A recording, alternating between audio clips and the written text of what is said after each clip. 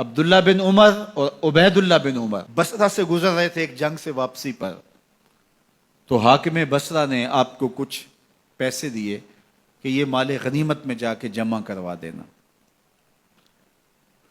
اور پھر خود ہی مشورہ دیا کہ عراق کے اندر فلاں فلاں چیز بہت سستی مل جاتی ہے اور حجاز میں ان چیزوں کی قیمت زیادہ ہے، تو اگر آپ ایسا کر لیں کہ یہ ان پیسوں سے خرید لیں اور جا کے مدینہ المنورہ میں فروخت کر دیں، تو جو زائد پیسے آپ کمائیں گے وہ آپ کے ہوئے، اور یہی اشرفیاں جو میں نے دی ہیں آپ کو، اتنی اشرفیاں بیت المال میں جمع کروا دینا، تم نے محنت کی ہوگی، تجارت کی ہوگی، تو جتنے بچیں گے وہ آپ کے ہوں گے۔ تو انہوں نے کہا بہت اچھا، وہاں سے مال خرید لیا، مدینہ المنورہ میں آ کے بیچ دیا، جتنی اشرفیاں انہوں نے وہاں سے دی تھی بیت المال کے لیے، اتنی بیت المال میں جمع کروا دی۔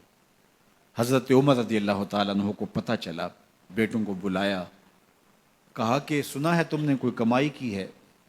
کہا جی ہم نے تو تجارت کی اور جو مال لیا تھا اتنا مال ہی بیت المال میں جمع کروایا ہے۔ کہا تم بیت المال کے پیسوں پر کمائی کی ہے، وہ پیسے بھی تمہیں بیت المال میں جمع کروانے پڑیں گے۔ یہ عمر ہیں رضی اللہ تعالیٰ عنہ۔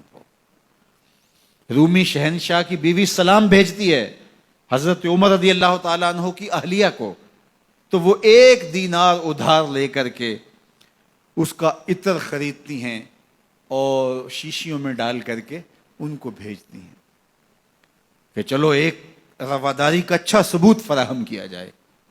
تو وہ واپسی پر انہی شیشیوں کے اندر قیمتی موتی بھر کے بیچتی ہیں، جواہرات بھر کے بیچتی ہیں۔ حضرت عمر رضی اللہ تعالیٰ عنہ فرماتے ہیں لاؤ یہ سارے جواہرات، سب کو فروخت کرتے ہیں، 1 دینار اس کو دیتے ہیں، باقی بیت المال میں جمع کر دیتے ہیں۔ تو جب اپنی زندگی اتنی محتاط ہوگی، اتنی خوبصورت ہوگی، تو پھر کس طرح کوئی گورنر زیادتی کر سکتا ہے؟ تو حضرت سیدنا عمر رضی اللہ تعالیٰ عنہ نے اپنا طرز زندگی اور انداز معاشرت اتنا سادہ اور اتنا خوبصورت رکھا کہ اس کے مطابق تمام گورنروں کو ڈھالنے کی تلقین کی۔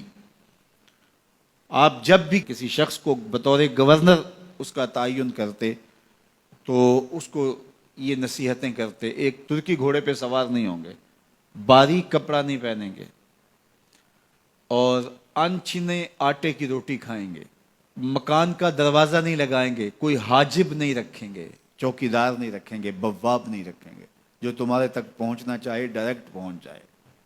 اللہ اکبر۔ اور پھر جب کسی کو متعین کیا جاتا اس کی جائیدادیں لکھ لی جاتی ہیں کہ اس کے پاس کتنی جائیداد ہے، وہ حساب اپنے پاس رکھتے، اور جب وہ معزول ہوتا یا اس کا وقت ختم ہوتا تو آپ دیکھتے کہ اب اس کے پاس جائیداد کتنی ہے۔ اگر وہ جو پہلے آپ نے اپنے پاس ریکارڈ رکھا ہوتا اس سے جائیداد اس کی زیادہ ہوتی تو حضرت عمر بقیہ جائیداد بیت المال میں جمع کرتے۔ اللہ اکبر۔ اور یہ کیسے تھا؟ گورنر بول نہیں سکتا تھا، اس لیے کہ حضرت عمر کی اپنی بود و باش بھی اسی طرح کی تھی، اپنا طرز زندگی بھی اسی طرح کا تھا۔ مال غنیمت میں بہت ساری چادریں آتی ہیں جو سب کو تقسیم کر دی جاتی ہیں۔ خطبہ جمعہ دینے کے لیے آئے تو ایک شخص کھڑا ہو گیا، عمر خطبہ بعد میں سنیں گے، پہلے یہ بتائیں کہ یہ جو تم نے قمیض پہنی ہے یہ کہاں سے آئی؟ مال غنیمت کے اندر جو چادریں آئی ہیں سب کے حصے میں ایک ایک چادر آئی، آپ داراز قد ہیں، ایک چادر سے قمیض نہیں سل سکتی، تو آپ کی قمیض کہاں سے آئی؟ پہلے اس سوال کا جواب دے دیجئے، پھر خطبہ سنیں گے۔ اللہ اکبر۔